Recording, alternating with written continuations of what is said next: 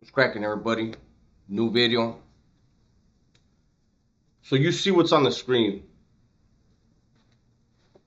The other day, Chill.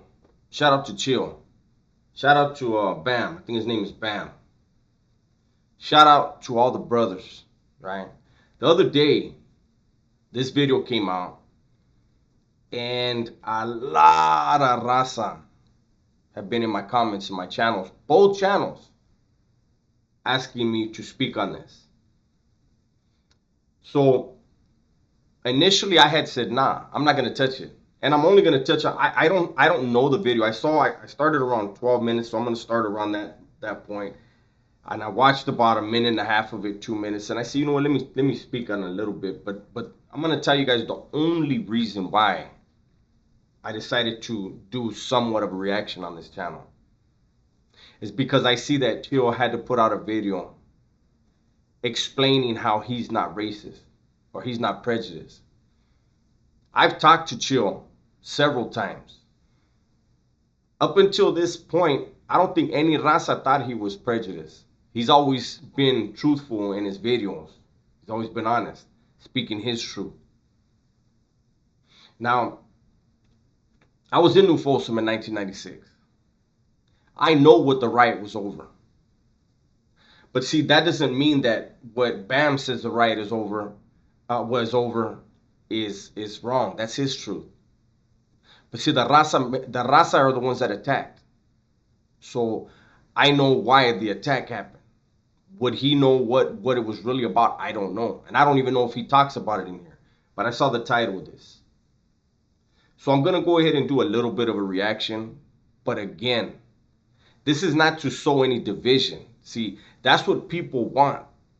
We got to remember, I might watch this later, the whole thing, and maybe I'll have to do another one. But one thing I'll never do is try to create division or bite into it. It's unfortunate that Chill had to do a video explaining why he's not racist or prejudiced. But I will say this, I saw a part of this video where Bam said whatever's happening in prison, the day he paroled with some Mexicans, they went and had a beer together. That's the reality. I've been saying that for a long time. Whatever happens in there is business. It's not personal. But let's get to the video. That had a sack, Crips and Bloods, and not affiliated had a sack. They don't want to go on lockdown, lose their phones and their drugs. They'd rather pay the brother for it won't be no problems. Later on, the Mexicans got on the Mexican for something else he did. You understand what I'm saying? Because their karma gonna come back and bite you on your ass when you do some scandalous shit in the pen. Right. So let me ask you this, right? Because earlier you had mentioned a couple Hispanics that you had relationships and rapports with. So you personally, did you ever have any problems personally against Hispanics, or was that just sometimes, if we get into it, is that sometimes just the business of prison? It's business, man. It ain't never. I never had a personal problem. Just be business. That see, I don't know what was said in here for people to say it's there's a prejudice thing, man. That right there was the perfect answer. That is the same thing I've been saying in my videos. When I've made my video why Mexicans don't give blacks head of fades, what did I say in there?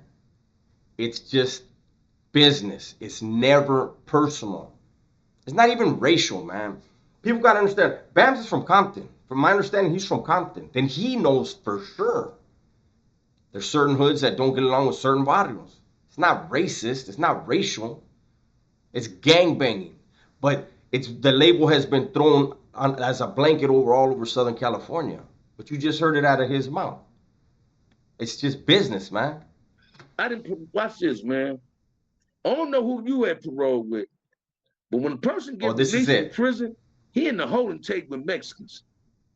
And Hispanic dude and you become real tight the day y'all getting released. For some reason, everybody getting released become real tight, holding the conversation, wanting to go get a beer and a drink together. That's Right. telling you it's not personal, that it's just business. Once we leave in prison, we leaving the prison shit in prison. We on the streets. I didn't experience that. I didn't experience that. It ain't never personal, man. He reiterated it again. That's the reality. You know, I know a lot of people. See, I wish Chill would have called me before he made his video, and then maybe he and I could have done one together, right? But one thing that I didn't realize until other people pointed it out to me is when you have people trolling and calling you a racist and calling you prejudiced, but they don't have their picture up there, and you can't even trust the picture that they do put up there. It could be somebody from a completely different race stirring the pot. Joe Rogan says he doesn't read the comments. There's nothing healthy there. I'm starting to get there myself, you know. And I don't want to be like that because I want to acknowledge people. But, there's just so many people trolling in the comment section. It becomes very unhealthy. It ain't never personal. It ain't never personal. It's just business. This is what, hey, watch this, man. When you break the law and you know you're going to prison, this is what you're signing up for. Don't think you can go to prison and just do your time. Like you say on your show, yard down. You can be on the yard, man, doing your exercise. They say yard down, you better see what's going on. When that ride go up, it ain't tripping on you being a Crip, being a BGF or a Blood or Kumi. They coming at everything black. So you got to learn how to defend yourself. So it's never personal, it's just business. And I wanted to ask you a question, right? Because you said something that to me that was pretty profound. You said that sometimes when the Hispanics take off on the blacks, they may have the upper hand for a few minutes due to the element of surprise. Do you feel that? How do you feel that the separation among all the black cars plays a part into sometimes us not doing as well in riots as we could if we were all united? And that play a major role in them catching us off surprise. Okay. Now this is a thing, and this is just my opinion. Again, they both have their opinions. But you heard a second ago when Bam said when the Mexicans move, they hit everything. Crip, Blood, Kumi, it doesn't matter. Non-affiliate, Muslim, whatever. Okay? And then right after that, Chill asked if the Mexicans have an advantage because the blacks are broken up and very fractioned off, right? Okay. And Bam said that plays a huge part, right? Now, I don't get that. I don't get that at all. You're talking about one faction of Mexicans moving on every faction of blacks. You got to keep it real. If we're going to keep it real, we're going to keep it real. The Mexicans, you have the Mexicans from up north, the Mexicans from down south, you have the Paisas, you have the Bulldogs. They don't all see eye to eye. The Mexicans from down south and the Paisas will be together. How many Paisas are on the yard? Keep it real. 20, 30? How many Southerners? 150? Maybe 200? The Northerners weren't on those yards that back then, what he's talking about, especially New Folsom. They weren't there. The Bulldogs didn't move when the Southerners moved on that riot. I know for a fact. So when it's said, well, the blacks, they sometimes are at a disadvantage because they're fractionalized. It's only one group of Mexicans fighting everybody. And I'm not trying to glorify nothing. I'm just trying to keep it real. When people say if the blacks were to all come together, you're all together when the Mexicans rush all of you. Just like when you guys all choose to rush the Mexicans, the Mexicans are still one group. The Mexicans from Southern California. It is extremely rare to hear about Mexicans from Northern California in a riot with the blacks. Rare.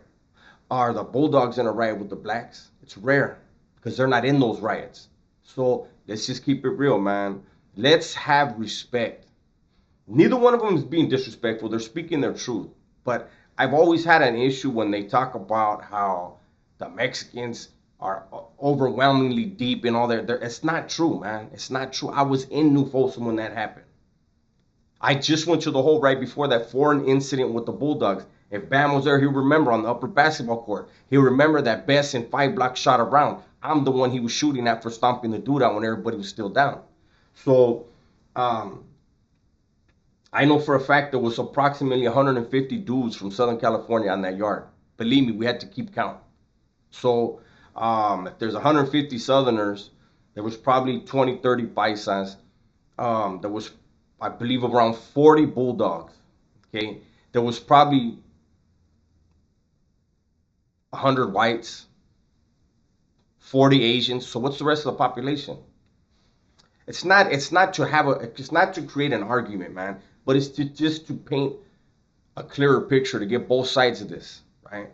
Um, but like I said, this video, the only reason why I'm reacting is because I know for a fact that Chill is not prejudiced. And from what I heard Bam say so far, I don't hear no racism, man. I hear reality and the truth. But he's speaking his truth when he says what he's saying because remember, it's only one faction of Mexicans that they beef with. Off balance, because we don't have enough unity or enough common sense to set our differences to the side and be as one unit. And when he's talking about that, I'll be honest. You know, I have said, look, I wasn't nobody in prison. You know, I had some responsibilities, especially there, in New Folsom. But I was still a nobody in the grand scheme of things, you know. But I do want to say this: what Bams is saying, and Chill knows for a fact, it was very okay. First of all, the only time you have war is when there's a breakdown of communication. That's what war is: a failure to communicate, and then things have to go the way they go after that, right? I will say that it was very frustrating to have to interact if there was an issue because there wasn't one dude to talk to if you had to talk to the Crips. Wasn't even two. Wasn't even three. It was a lot of different heads you had to talk to. And then you had the Bloods. A lot of times it wasn't one, it was two factions. Those that know, right? And you know, then you have the other black groups. So a lot of times people don't want to be talking to 10 different people when it's a serious issue because then that can, you know, it's like when you play that game telephone and you whisper in somebody's ear and by the time it gets to the 10th person, the message that you originally said is not even what was said, right?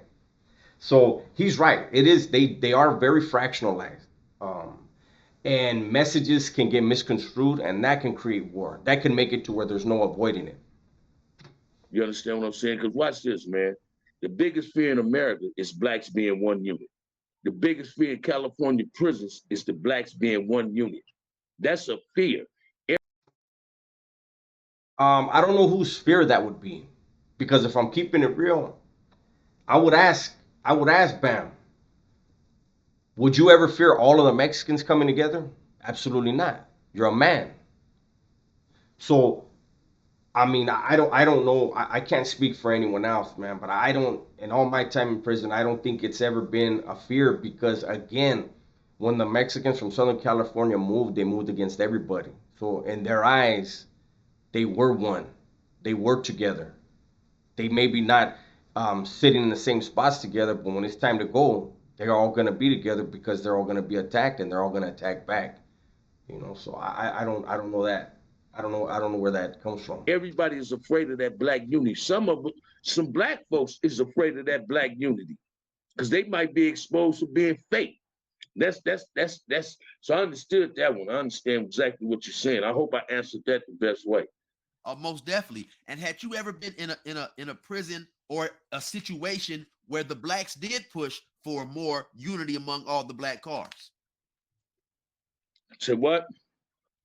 Had you ever been in have you ever been in a prison or in a situation where all the blacks were trying to come together and get more unity amongst the blacks? When I first went to a level 4, man, although it was different, everybody was part of their own organization, part of certain cars they was in. We still had the hidden agenda was blacks had to have a line of communication with each other and have some form of unity. And we had that. Now, if we wouldn't have knew how to establish unity amongst each other, have a united front at a certain point in time when we was doing time on these yards, Hispanics would have smashed us. Like when I first got to Old Folsom, man, Mexicans was hitting vanguards and BGFs, and the Crips was allowing that. When CCOs got there, we didn't play that shit. No, y'all can't hit nothing black. We gonna bring that funk. It was like George Jackson said, for every one brother get hit or stabbed or killed, 10 of them got to go in. And that's how it is when all of us come together. We forget, man, that gang banging, any form of gang banging is a choice. Being black is not a choice. Being black is not a choice. Being black is not a choice, and that's what we forget in prison. We even forget that on the streets. You got certain hoods beefing with Hispanic hoods.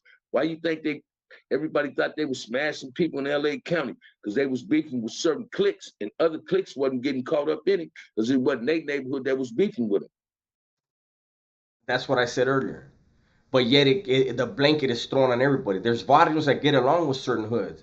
There's certain hoods that don't get along with certain barrios, but yet everybody supposedly has always been racist in Southern California. You just heard it from a black man.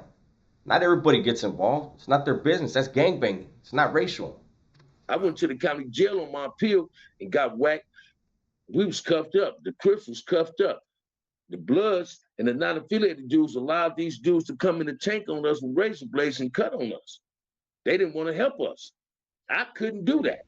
I can't, watch this, man. I can't see another race in prison, not even on the streets, doing something to a brother. I wouldn't care what he represents. That's respectful. That's respectable. I told a story a long time ago on New Folsom. It was on New Folsom around that time when, and if Bam was there, he'll remember, when the Bulldogs rushed the Northerners on the weight pile. And we had just got the weights back on the yard, B yard, and they took all the Northerners' weights. So the Northerners were going to take some weights from the blacks. The blacks found out, surrounded them. We went down there. 13 of us went down there, strapped up, let it be known like, hey, we're here to help, you know. And the reason being is exactly what Bam just said. It was not going to be allowed for, and it's the only time I ever saw that in prison. They were not going to allow the blacks to just punk the Northerners, right? And I remember the Northerners tripped out like, whoa. And they said, hey, we're good. And I remember it was my cellie that told them, nah, we don't like the way the numbers look here. We're going to just post up till this is done. So I respect that. That's respectable. It's just rare to see. Where he from? If he black, I'm going to help him. Deal with me at the outcome. But I'm going to help that brother. Let me ask you about that situation. So you said that you was cuffed in the holding tank, and you said that you was cuffed in the holding tank in the county jail, and then some Hispanics came in and just started attacking you guys?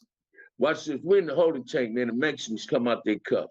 They tell everybody ain't no Crip, y'all get out the tank. Because they already know we Crips, we're in the game, aren't you? You understand what I'm saying? And they came at us. And Bloods let that happen. That didn't take my respect from the Bloods. I have respect for, because I know some Bloods that would have been there wouldn't have did that. They'd have stayed down. As soon as the Mexicans would have told them they finna bust on us and we cuffed up, I know some Bloods would have took off on them.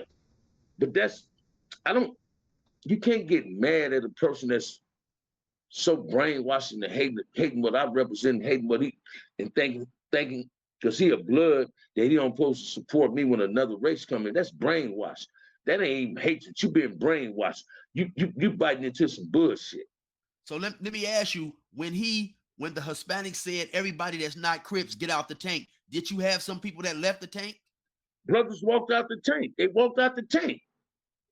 They walked out the tank. I go back to court again. I'm down on my appeal, man. I'm gonna go ahead and end it here. I think I saw enough. I think I've said enough. But I want to just remind you guys, listen. I don't see in just these few minutes that I saw it, man. It's been about 5 minutes. I've been talking for more than that. I don't see neither one of them having any hatred in their heart when they're talking about Mexicans. Actually, Bam just told a story about being on the losing end, getting hit. He just said when he paroled, he went and had a beer with a Mexican. So I'm just saying, whoever is in the comment section and feeling like, hey man, it was disrespectful, I don't see it myself. Again, I haven't seen the whole thing, but I just can't see how the way these two men are talking right now, that it could go sideways from there. So with that said, everybody please be safe, be smart, and tell the ones you love that you love them, right? I'm out.